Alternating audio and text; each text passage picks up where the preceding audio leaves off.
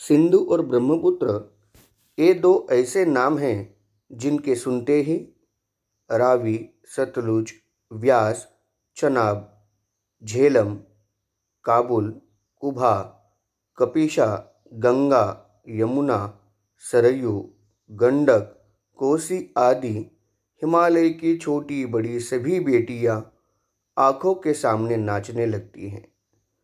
वास्तव में सिंधु और ब्रह्मपुत्र स्वयं कुछ नहीं है। दयालु हिमालय के पिघले हुए दिल की एक एक बूंद न जाने कब से इकट्ठा हो होकर इन दो महानदों के रूप में समुद्र की ओर प्रवाहित हो रही है। कितना सौभाग्यशाली है वह समुद्र जिसे पर्वतराज हिमालय की इन बेटियों का हाथ पकड़ने का श्रेय मिला।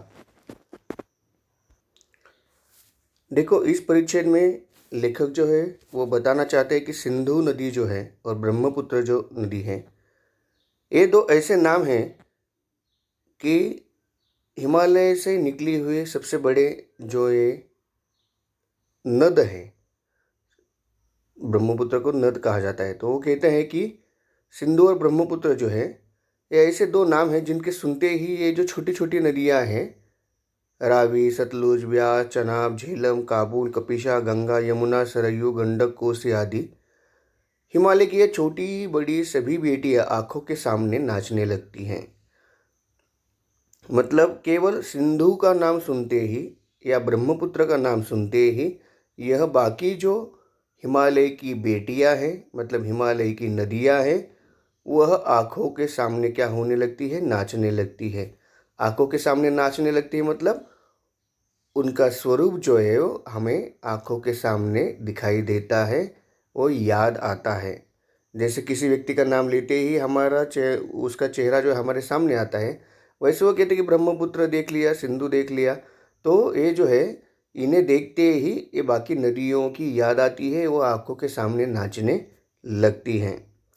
वास्तव में क्या है, मतलब सच में यदि कहा जाए तो सिंधु और ब्रह्मपुत्र स्वयं कुछ है ही नहीं। ये जो सिंधु है, ये ब्रह्मपुत्र है, वह स्वयं खुद के तौर पर वो कुछ नहीं है। तो देखो, अभी कवि की कल्पना के जैसे अनेक अनेक कल्पनाएं करते रहता है कवि, वैसे ही लेखक ने यहाँ पर एक कल्पना की है। क्या? कि मानो दयालु हिमालय जो है, जो उनका पिता है, उसके पिघले हुए दिल की एक एक बूंद न जाने कब से इकट्ठा हो होकर इन दो महानदों के रूप में समुद्र की ओर प्रवाहित होती रही हैं। देखो, अभी वो कल्पना क्या है लेखक की, कि लेखक ऐसा समझता है कि हिमालय का दिल पिघलकर जो एक एक बूंद इकट्ठा हो होकर ये दो महानद बने हैं। अभी हिमालय का जो वहाँ का बर्फ है वो पिघलकर क्या होता है? पानी के रूप में इकट्ठा होता है। तो उसी को ही, उस भौगोलिक कारण को ही इन्होंने ऐसा समझा है कि हिमालय का दिल पिघलकर एक एक बूंद क्या होती है? इकट्ठा होती है और इकट्ठा होकर इन दो महानदों के रूप में वो समुद्र की ओर प्रवाहित होती है, समुद्र की ओर वो बहती है। अभी देखो, ये महानद शब्द का इस्तेमाल हुआ है। जैसे हम नदी शब्द का इस्तेमाल करते हैं, वैसे ही नद यह भी उसी प्रकार, उसी अर्थ में इस्तेमाल किया जाता है। नदी ये हो गया स्त्रीलिंग शब्द और नद ये हो गया पुल्लिंग शब्द। तो आज तक हमने नदी शब्द सुना था, अब ये नया शब्द है नद। नद माने नदी के जैसे ही, लेकिन नदी से थोड़ा सा बड़ा जिसे होता है थोड़ा, तो उसे क्या कहा जाता है? नद कहा जाता है।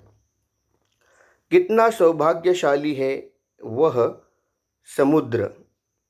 देखो, अभी कल्पना क्या है लेखक की, कि वो कहते हैं कि समुद्र वो कितना सौभाग्यशाली है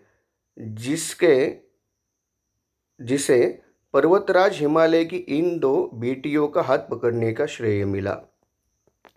वो कहते हैं कि समुद्र जो है वह बहुत सौभाग्यशाली है, क्योंकि ये जो दो बेटियां हैं, एक सिंधु और दूसरी ब्रह्मपुत्र, इन दोनों को जो है, इन दोनों का हाथ पकड़ने का सौभाग्य उसे मिला, श्रेय मिला। अभी हाथ पकड़ने का सौभाग्य मिला मतलब जैसे कोई लड़की किसी व्यक्ति से यदि शादी करती है तो कहा जाता है कि उस लड़की का हाथ पकड़ लिया। वैसे ही वह जो है वो मानो उसे पति के रूप में वो देखती है। समुद्र जो हो गया पति, हिमालय हो गया पिता। तो वो कहते हैं कि ये समुद्र जो है जिसे ये दो नदियाँ जो है उनका हाथ पकड़ने को मिला, मतलब वो उसके पत्नी के रूप में उसे माना गया है, तो वह बहुत सौभाग्यशाली है। सिंधु और ब्रह्मपुत्र जो है वह हिमालय से निकलती हैं, वहाँ उनका उद्गम होता है और समुद्र में जाकर मिलती हैं। देखो अभी जहाँ उद्गम होता है वो हो गया पिता, उनको उत्पत्ति स्थान जो है वहाँ पर हिमालय, तो वो हो गया पिता। और जहाँ जाकर वो रुक जाती है वह हो गया समुद्र, तो वो हो गया उनका पति। जैसे कोई लड़की जो है अपने मायके से ससुराल जाती है, उसी रूप में इस बात को लेखक ने सोचा है।